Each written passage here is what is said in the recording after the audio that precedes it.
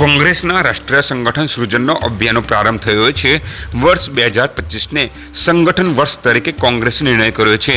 સંગઠનમાં પરિવર્તનના pilot project તરીકે ગુજરાતની પસંદગી કરી છે। ત્યારે ગુજરાત કોંગ્રેસમાં મોટા ફેરફાર કરવામાં આવ્યા છે, જેમાં 40 જિલ્લા શહેરમાં નવા પ્રમુખોની વરણી કરવામાં આવી છે। ત્યારે અરવલ્લી જિલ્લા કોંગ્રેસ સમિતિના નવા પ્રમુખ તરીકેની મહત્વની જવાબદારી અરુણભાઈ પટેલને સોંપવામાં આવી છે। અરુણભાઈ પટેલ અગાઉ પ્રદેશ મહામંત્રી અને વિરોધ પક્ષના નેતા તરીકે ફરજ બજાવી છે। ત્યારે અરુણભાઈ પટેલની નિમણૂકથી જિલ્લાના કોંગ્રેસ કાર્યકરોમાં ઉત્સાહનું વાતાવરણ જોવા મળી રહ્યું છે। અરુણભાઈ પટેલે જણાવ્યું કે શાસક પક્ષ સામે જિલ્લાના પ્રશ્નો અંગે કડકમાં રજૂઆત કરવામાં આવશે અને કોંગ્રેસ પાર્ટીને કાર્યકરો અને આગેવાનો સાથે પાર્ટીની પ્રવૃત્તિઓ વધુ વેગવંતી બનશે તેવી આશા વ્યક્ત કરી હતી। વૈભવ રાઠોડ, અરવલ્લી ન્યૂઝ, મોડાસા।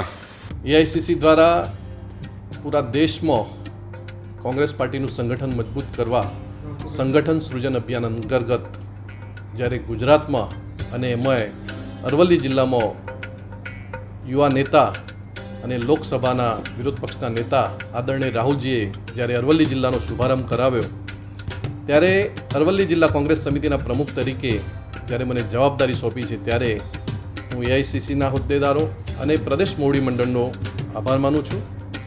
સાથે સાથે અરવલ્લી જિલ્લો એ ભૂતકાળની અંદર 3 ધારાસભ્યો, તાલુકા પંચાયત અને જિલ્લા પંચાયત કોંગ્રેસની હતી।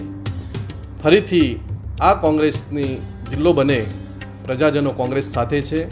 શાસક પક્ષના જે પ્રશ્નો ઉજાગર કરવા માટે હું અરવલ્લી જિલ્લાના તમામ આગેવાનો અને કાર્યકરો સાથે ખભે ખભો મિલાવી અને ફરીથી લોકસંપર્ક કરીને જિલ્લાની અંદર કોંગ્રેસનો ફરીથી પુનરુદ્ધાર થાય એ માટે પૂરેપૂરા અમે પ્રયાસો કરીશું। અરવલ્લી જિલ્લાના સૌ પ્રજાજનોનો પણ હું દિલથી આભાર માનું છું અને સાથે મળી ફરીથી સંગઠન ક્ષેત્રે ખૂબ સારું પ્રભુત્વ રહે એ માટેના તમામ પ્રયાસો હાથ ધરીશું।